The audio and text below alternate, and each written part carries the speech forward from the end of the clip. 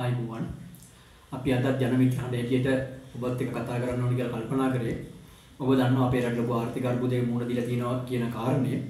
මේ කාරණේට යටත්ව අපේ රට මේ ඇట్లా දින තත්ත්වයෙන් ගොඩ ගන්නට අපේක්ෂාවෙන් අපේ රටේ මහ බැංකුවට අලුතෙන් මහ බැංකුව අධිපතිවරයෙක් ආවා.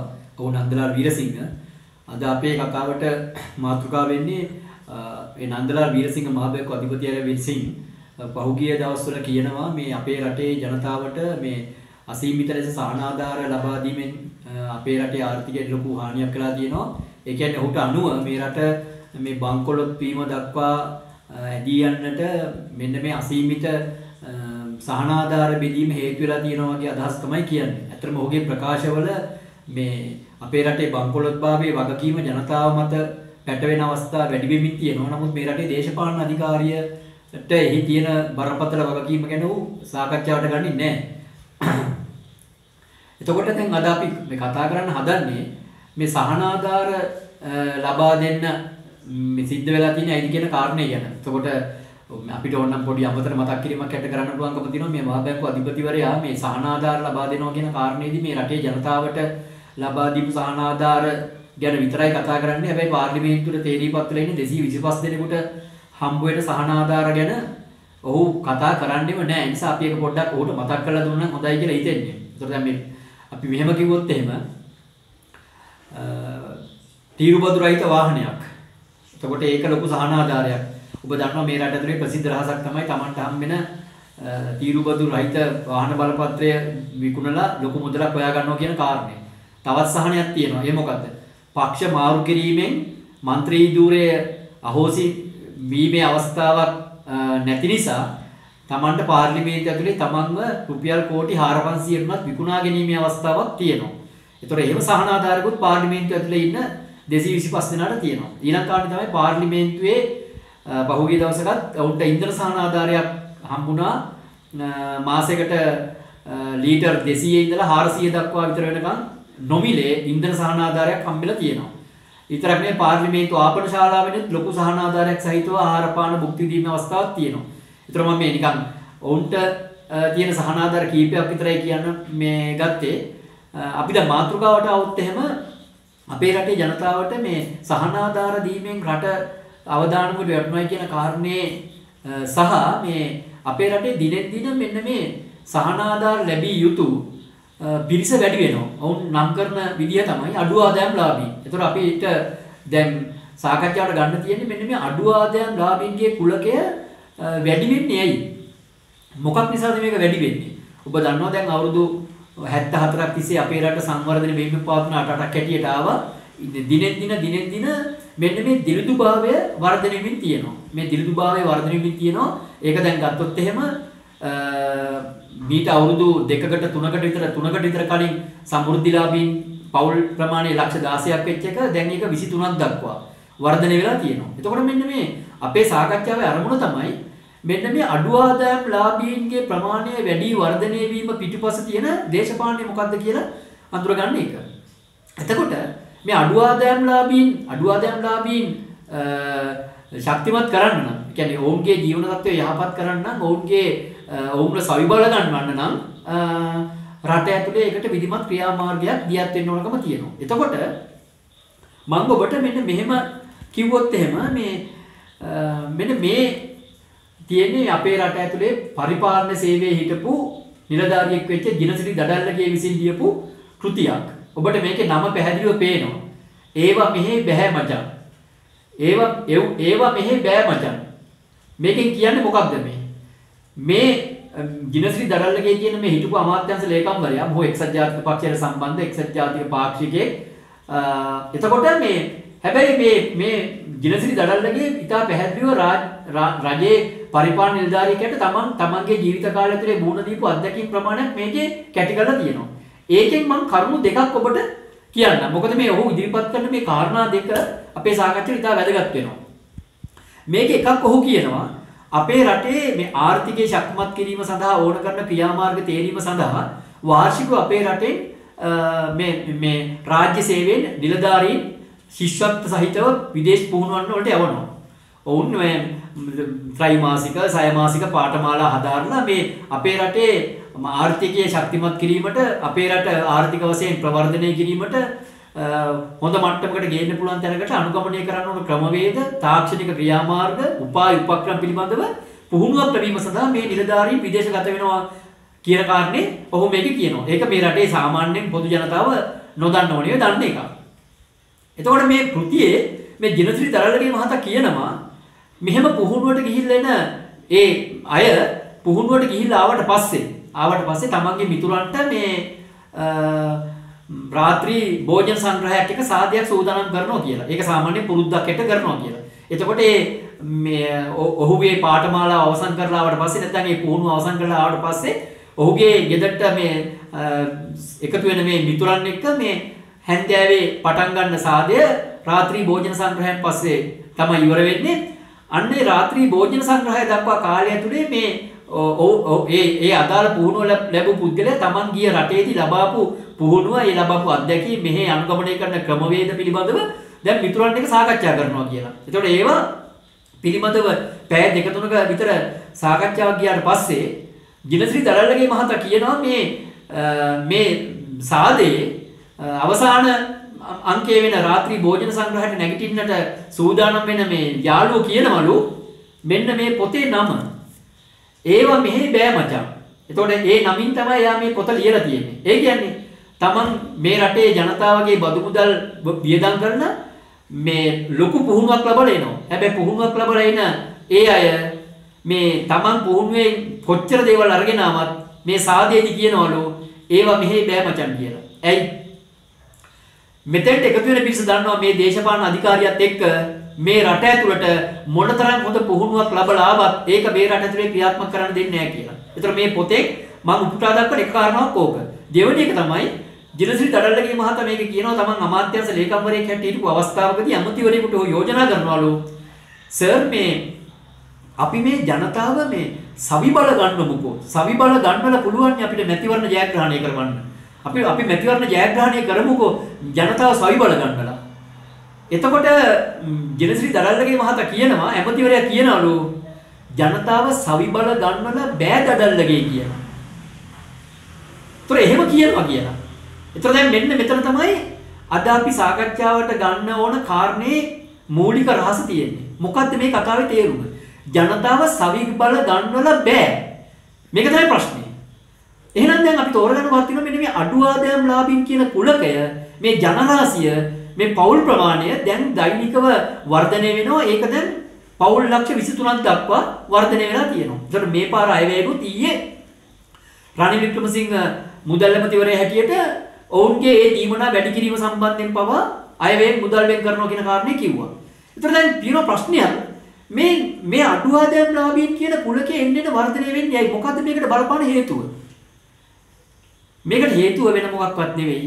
මෙන්න මේකට හේතුව තමයි රට ඇතුලේ දේශීය නිෂ්පාදනය දුබල වීම. රට ඇතුලේ දේශීය නිෂ්පාදනය දුබල වෙනකොට මොකක් වෙනවද? මේ රටේ ජනතාවගේ ආදායම් මාර්ග දුබල වෙනවා. දැන් එහෙනම් මේ අපේ රට ඇතුලේ මේ විදේශ පුහුණු වලට ගිහින් එන අය මොනවද ලබලෙන පුහුණු වීම? ඔවුන් ලබලෙන පුහුණු වීම තමයි ජනතාව සවි බල ගන්නවන්නේ කොහොමද කියන පුහුණු වීම ඔවුන් ලබලා එනවා. නමුත් ඒවා මෙහි කරන්න විදිහක් නැහැ.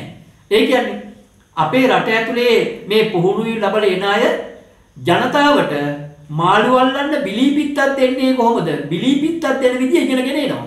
හැබැයි මෙහාට ආවට පස්සේ දේශපාලන අධිකාරිය බිලී පිත්ත දෙන්නේ නැහැ. මොකක් කරනවද? බිලී පිත්ත දීලා බෑ අපි මාළුවෙක් දෙමු කියලා කියනවා. ඒතර දැන් මෙන්න මේක හරහා තමයි මොකක් වෙමින් තියෙන්නේ? මේ අඩු ආදායම් ලාභින්ගේ කුලකයේ වර්ධනය වෙමින් තියෙන්නේ. ඔබට මම මෙහෙම කිව්වොත් අපේ රට ඇතුලේ දේශීය නිෂ්පාදනයක් අපේ රට ඇතුලේ එකක් මේ ස්වාධීනව මිනිස්සු ජනතාව විසින් කරපු මේ දේශීය නිෂ්පාදනයක් තියෙනවා. පොල්ලෙලි තැලීම, ඒ පොල්ලෙලි තල්ලා ගන්න කොහු වලින් ලණු ඇඹරීම, කොසු ඉදල් කර්මාන්තය විවිධාකාර දේවල් අපේ රට ඇතුලේ දේශීය නිෂ්පාදනයකට තිබුණා. රේන්ද කර්මාන්තය, බීරළු කර්මාන්තය එහෙම.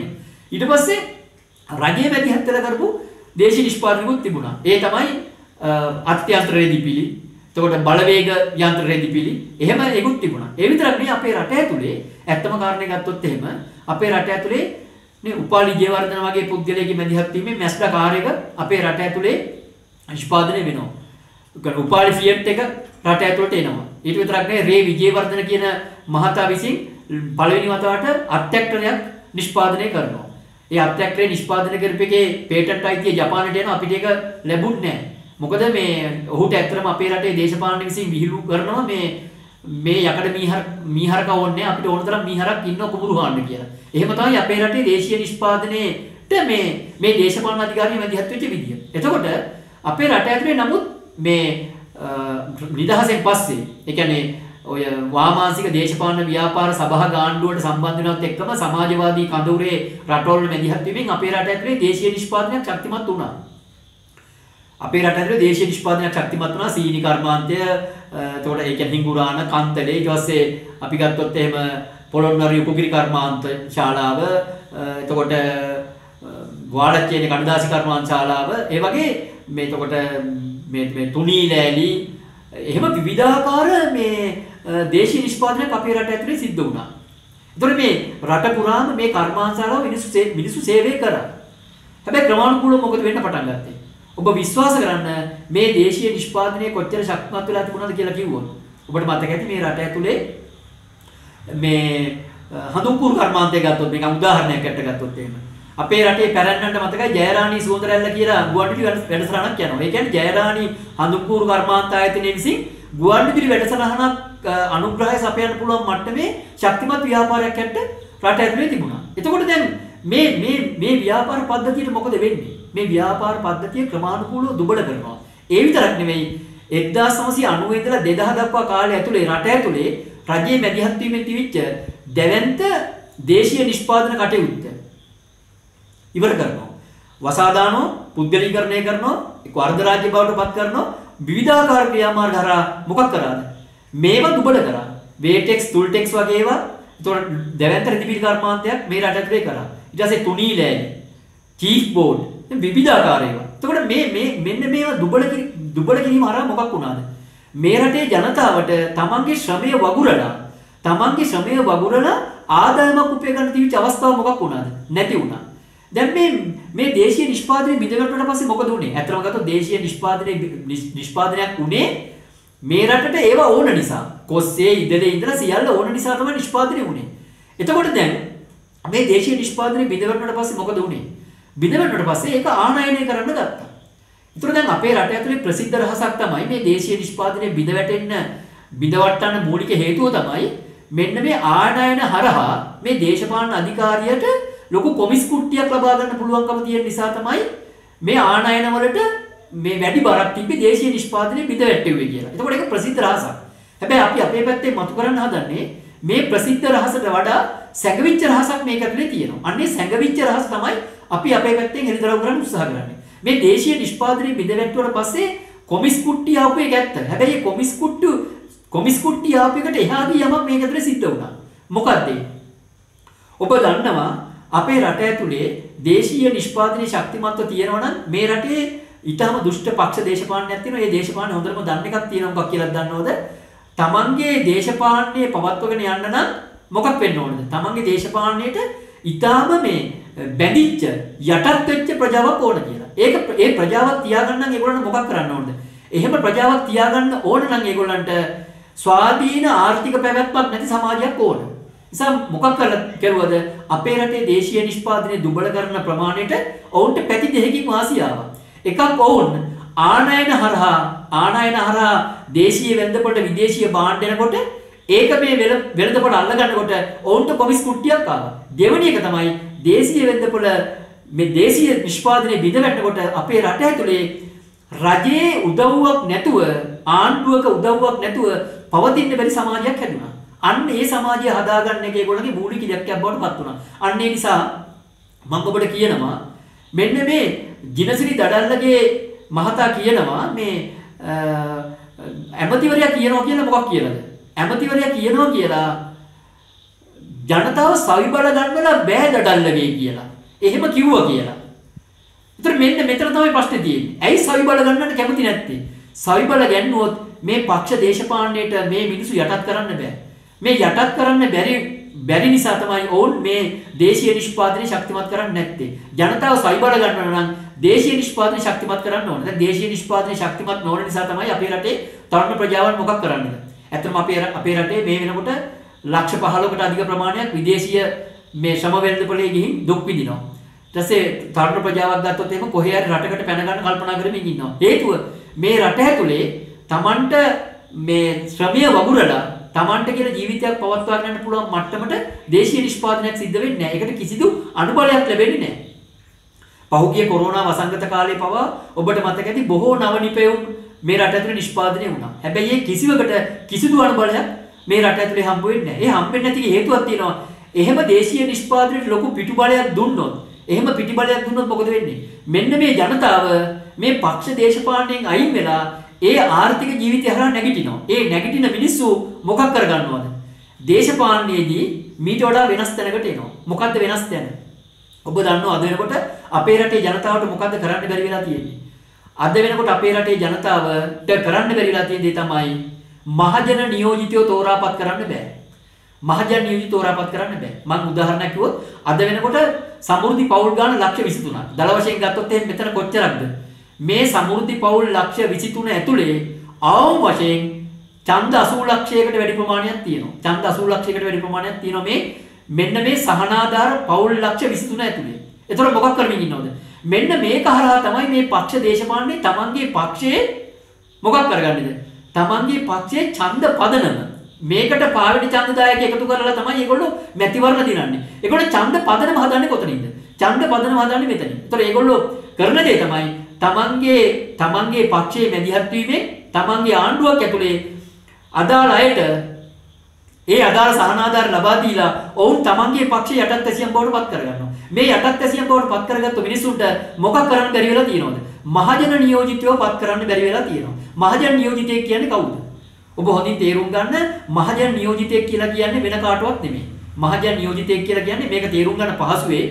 ඔබ හිතන්න මොකක් හරි කාරණයකදී කවුරු හරි කිව්වොත් එහෙම කෙනෙකුට මම මගේ නියෝජිතයෙක් එවන්නම් කියලා ඒ කියන්නේ ඔහුට වඩා ඉහළින් ඉන්න කෙනෙක් එවන්නම් කියලා නෙමෙයි කියන්නේ.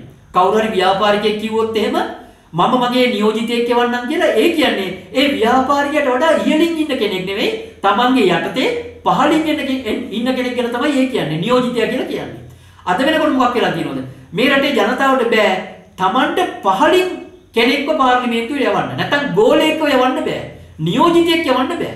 ඇයි නියෝජිතයෙක් යවන්න බැරි? නියෝජිතයෙක් යවන්න බැරි මේ දේශපාලනය හරහා තමයි තමන් යැපෙන්නේ. මේ දේශපාලනය හරහා තමයි තමන් යැපෙන්නේ. මේ දේශපාලනයේ ඉන්න මිනිස්සු හරහා තමයි තමන්ට මේ සහනාධාරය හම්බ වුනේ. ඒ නිසා දැන් මැතිවරණයකදී මිනිස්සු පාර්ලිමේන්තුව යවන්නේ කවුද? මිනිස්සු පාර්ලිමේන්තුව යවන්නේ මෙන්න මේ තමන්ට යැපීම් මාර්ගය හදලා දීපු හාම්පුතෙක්ව තමයි පාර්ලිමේන්තුවට යවන්නේ. පාර්ලිමේන්තුවට ගියාට පස්සේ මොකද වෙලා තියෙන්නේ? පාර්ලිමේන්තුවේ මහජන නියෝජිතයෝ නැහැ. පාර්ලිමේන්තුවේ ඉන්නේ කවුද? පාර්ලිමේන්තුවේ ඉන්නවා අර අපනයන වෙළඳාම හරහා ලබා ගන්න මේ වාසිකන්තරාවක් එක්ක වගේම මේ පාර්ලිමේන්තුව ඇතුලේ ඉන්නවා ලොකු ව්‍යාපාරික ප්‍රජාවක්. ඒතර පාර්ලිමේන්තුව ඇතුලේ තියෙනවා මොන ප්‍රජාතන්ත්‍රවාදයක්ද? මහජන ප්‍රජාතන්ත්‍රවාදයක් නැහැ. පාර්ලිමේන්තුවේ තියෙනවා මොන ප්‍රජාතන්ත්‍රවාදයක්ද? ව්‍යාපාරිකයන්ගේ ප්‍රජාතන්ත්‍රවාදයක්. මේ පාර්ලිමේන්තුවේ ඉන්න හැමෝටම තියෙනවා මොනවද? මේ පාර්ලිමේන්තු මන්ත්‍රී ධූරය භාවිතා කරගත්තු ඒකේ හයියෙන් ව්‍යාපාර මේ ප්‍රමාණයක් පවත්වන් යනවා. ඒකට පාර්ලිමේන්තු බලය පාවිච්චි කරන්නේ මොකටද? පාර්ලිමේන්තු බලය පාවිච්චි කරගන්නේ තමන්ගේ යටත් ඇසියන්ට සහනාධාරයක් දීමට ඊට පස්සේ මැතිවරණයකදී පාවෙන ඡන්දදායකයන් ප්‍රමාණයක් තමන්ගේ අතට දිනා ගැනීමට ඕන කරන බලය පවත්වාගෙන යාම විතරයි. ඕක තමයි ඇත්ත තත්ත්වය. එතකොට අපේ රට ඇතුලේ දැන් මහජන නියෝජිතයෙන් පත් කරගන්න බැරි වෙලා තියෙන නිසා පාර්ලිමේන්තුවේ ඉන්න අය නරක දූෂණයකට ගිහින් තියනවා කියන එකේ ප්‍රතිඵලයක් රට ඇතුලේ දැන් දකින්න තියෙනවා. ඔබ දන්නවා මේ වෙනකොට දූෂණය කොච්චර බරපතලද කියලා කිව්වොත් මේ අරුබුදේ වෙලාවේ තක්කඩිකමක් යනවා. මේ අරුබුදේ වෙලාවේ තක්කඩිකමක් යනවා. මේ තක්කඩිකම යන්දී අපේ රටේ ඡන්දදායකයින්ගෙන් මේ දේශපාලන පක්ෂවල පදනම හදන්නේ කවුද? මේ පදනම හදන්නේ මේ අඩු ආදායම්ලාභීන් තමයි. අන්නේ අඩු ආදායම්ලාභීන් මොකක් කරලා තියෙනවද? ඒ අඩු ආදායම්ලාභීන් ඇවිල්ලා තියෙනවද වෙන කොතෙන්ද? අපේ හොරා අපිට හොඳයි කියන තැනට. අපේ හොරා අපිට හොඳයි කියන තැනට ගේන්න තමයි දේශීය නිෂ්පාදනයේ බිඳවට්ටලා තමන්ගේ පක්ෂයට යටත් ඇසියක් හදලා තියෙන්නේ. ඕක තමයි ඇත්ත తත්වය. මෙන්න මේ අපේ රටේ ජනතාව පිටු දකින්න ඕන මොකද්ද? මෙන්න මේ කුමන්ත්‍රණය තමයි හරියට තේරුම් අරගෙන පිටු දකින්න ඕන. මොකද්ද මේකේ අරමුණ? අරමුණ කවදාවත් හොඳ රටක් හදන එක නෙවෙයි. කවදාවත් හොඳ රටක් හදන එක නෙවෙයි අරමුණ මොකද්ද? අරමුණ තමන්ගේ ආණ්ඩුවක් බලයට ගේන එක. තමන්ගේ ආණ්ඩුවක් බලයට ගේන්න නම් මොකක් කරන්න ඕනද? තමන්ගේ ආණ්ඩුවක් බලයට ගේන්න නම් අඩු ආදායම් ලාභීන්ගේ ප්‍රමාණය එන්න මොකක් වෙන්න ඕනද? වැඩි වෙන්න ඕන. දැන් මීට ගිය අවුරුද්ද වෙනකොට 16 ලක්ෂයක් හිටපු සමෘද්ධි පවුල් ගාන 16 ලක්ෂයක් වෙච්ච සමෘද්ධි පවුල් ගාන දැන් වෙනකොට පොරොත්තු ලේඛනයේ ඉන්න ප්‍රමාණෙත් එක්ක දැන් ලක්ෂ 23ක් දක්වා වර්ධනය වෙලා තියෙනවා. මේ ලක්ෂ 23 ඇතුලේ මොනතරම් දෙවැන්ද ඡන්ද කන්දරාවක් තියෙනවද? එතකොට මේ ඡන්ද කන්දරාව Taman නඩත්තු කරගන්නේ කොහොමද? ඒක නඩත්තු කරගන්නේ වෙන මොහොතක් කොහොමවත් නෙවෙයි. ඒවා උඹලා බඩට කාලා ඉන්නේ අපි නිසා. ඒ නිසා උඹලගේ ඡන්දය අපිට හම්බෙන්න ඕන කියන තැනකට යම් තර්ජනයක් සහිතව තියෙන්නේ. ඔබ දන්නවා මැතිවරණයක් ආවම එහෙම අර මේ මහා පිට්ටනි වල වේදිකා හදද්දී හිතා ගන්නවත් බැරි විදියට කොහොමද අර පිට්ටනි පිරියන්නේ? ඒ පිරියන්නේ වෙන කාගෙන්වත් නෙවෙයි. මෙන්න මේ අඩු ආදායම් ලාභීන්ට තර්ජනයක් එල්ල වෙනවා. රැස්වීමට ආවේ නැත්තම් මොකක් වෙනව කියලාද? සහනාධාරයේ කපා හැරෙනවා කියලා. ඒක තමයි විදිය. මේක තමයි විදිය. ඒ නිසා දැන් අපි මේ මහ බැංකුව අධිපති නන්දලාල් වීරසිංහ මහත්තයාට කියනවා ඔයා මේකේ දන්නේ නැති හරියක් තියෙනවා. හේතුව ඒ දන්නේ නැති හරිය තමයි මෙන්න මේක. මේක ඔයා දැනගෙන ඉන්න. මේක මේ අපේ රටේ මිනිස්සුන්ගේ කර්මයට වෙච්ච දුප්පත්කමක් නෙවෙයි. මේක මේ බොහොම සංවිධානාත්මකව හිතාමතා සකස් කරපු වැඩි වර්ධනය කරපු දුප්පත්කමක්. මේ දුප්පත්කමට පිහිට වෙලා තමයි මේ මැතිවරණ ක්‍රියාවලිය හරහා මේ රට යන්නේ. නන්දලාල් වීරසිංහ මහත්තයා දන්නේ නැති කුමන්ත්‍රණයක් මේක ඇතුලේ තියෙනවා. ඒ නිසා අපි එතුමාට කියන මොකක් කියලා දන්නවද? ඔබතුමා මේක හරියට අඳුරගන්න. කොහොමද මේ සහනාධාර ක්‍රියාන්විතය යන්නේ? දැන් ඔබතුමා පහුගිය දවසක කියලා තිබුණානේ මේ සහනාධාර දීම කරන්න බෑ කියලා. නමුත් හෙටත් මේක වෙනවා. සල්ලි මුද්‍රණය කරන්න වෙයි. සමෘද්ධිලාභීන්ට මේ රුපියල් 5000කින් මුදල වැඩි කරලා තියෙනවා. ඒක දෙන්න නම් අනිවාර්යෙන් සල්ලි මුද්‍රණය කරන්න වෙයි. ඒතර මේ ක්‍රියාන්විතය යන්නේ ඇයි? මේ ක්‍රියාන්විතය යන්නේ දැන් මේ දවස්වල සමහරු මේ මැතිවරණයක් ඉල්ලනවා දිනන්න බලාගෙන. මැතිවරණයක් ඉන්නවා දිනන්න බලාගෙන. හැබැයි ඕන් දන්නේ නැහැ මොකක් කියලාද? මේ මැතිවරණයක් ඉල්ලනවා නම් දිනන්න බලාගෙන ඒගොල්ලෝ දන්නේ නැති දෙයක් තියෙනවා මොකක් කියලා දන්නවද? අපේ රට ඇතුලේ මේ දේශපාලනේ මේ ක්‍රියාන්විතය දියත් කරන්නේ කොහොමද? මේ ක්‍රියාන්විතය දියත් කරන්නේ මෙන්න මෙහෙම. ඒ නිසා මේ රටේ අඩු ආදායම් ලාභීන්ට අපි අපේ පැත්තෙන් බොහොම වගකීමෙන් කියනවා මේක හොඳින් තේරුම් ගන්න. ඔබ බරපතල උගුලක අහුවෙලා ඉන්නේ. ඒ විතරක් නෙමෙයි. අඩු ආදායම් ලාභීන් නොවන අයට මොකක් වෙලා තියෙනවද? අඩු ආදායම් ලාභීන් නොවන අයට මාසිකව මේක හම්බ වෙනවා. එතකොට ඔවුන්ගේ පක්ෂෙට මේ ඡන්දය දෙන්නේ. ඒ පක්ෂවලින් කතා කරන්නේ ඇයි? කතා කරන්නේ මේ පක්ෂේ කරන මේ රටට කරන දේ හොඳද නරකද කියලා බලලා නෙවෙයි. තමන් අඩු ආදායම් ලාභියෙක් නොවිත් හම්බ වෙනවා. මාසෙකට මුදලක් හම්බ වෙනකොට ඒක අමතර ආදායමක්. ඒ ආදායම තමන්ට හම්බෙන්නේ මොකටද? ඇත්ත කාරණේ එකක්. ඒ ආදායම අඩු ආදායම් ලාභියෙක් නොවුන අයටත් හම්බ වෙන්නේ වෙන මොහොතක් නෙවෙයි. මොකක් කරන්නද? ඒ පක්ෂය වෙනුවෙන් පෙනීట్లా ඡන්ද එකතු කරන්න. මේක තමයි ඇත්ත తත්වය. ඒ නිසා මෙන්න මේ తත්වය තේරුම් ගැනීමට මේ රටේ ජනතාව උනන්දු වෙන්න ඕන. මේ తත්වය හරියට අඳුර ගන්න පුළුවන් වුණොත් විතරයි මේ රට හොඳ රටකට යන්නේ. එහෙම නැති තාක් කල් හෙට දවසේ සිද්ධ වෙන්නේ මොකද්ද? මේ මහා ප්‍රෝඩාව ඇතුලේ මතක තියාගන්න මේ රට දේශීය නිෂ්පාදනයක් ඇතුලේ වසර කීපයක් ඇතුලේ නැගිටවන්න පුළුවන් රටක්. නමුත් ඒක වෙන්නේ නැහැ. ඒක කරන්නේ නැහැ. හේතුව මේ දිලිදු ප්‍රජාව වර්ධනය කරනවා. ඒ දිලිදු ප්‍රජාව වර්ධනය කරන ප්‍රමාණයට සාපේක්ෂව මොකක් කරනවද? මේ දේශීය නිෂ්පාදනය බිඳවට්ටලා තමයි මේ ප්‍රජාවට පහර දෙන්නේ. මේ පහර දීමේ ප්‍රතිඵලයකට උන් අඩු ආදායම් ලාභීන් බවට පත් වෙනවා. අඩු ආදායම් ලාභීන් බවට පත් වුණාට පස්සේ ඔවුන්ට පිහිට වෙනවා. පිහිට වෙලා ඡන්ද දිනනවා. පහර දීම කරන්නේ පිහිටවීම කරන්නේ එකම තැනකින්. මෙන්න මේක තේරුම් ගන්න පුළුවන් නම් මේ රටට ගොඩ යන්න පුළුවන්. නැත්තම් ගොඩ යන්න පුළුවන් කමක් නැහැ. මෙන්න මේ දේශපාලන මේ සංසිද්ධිය හරියට විග්‍රහ කරගන්න මේ රටේ ජනතාව සමත් වෙන්න ඕන. මේක තව කෙනෙකුට කියා දෙන්න. ඒ විතරක් මේ අඩු ආදායම් අපි මේක තේරුම් ගන්න ඕනකම තියෙනවා. මෙන්න මේක තේරුම් ගන්න මේ සැඟවිච්ච රහස අපි හෙළිදරව් කරන්නේ වෙන මොකක් නිසා නෙවෙයි. මේ වැඩවසම් රාජ්‍ය 1948 පෙබරවාරි මාසයේ 4 වෙනිදා ඉඳලා මේ වැඩවසම් වාදීන් මේ රට යටත් කරගත්තා. මොකක් කරන්නද?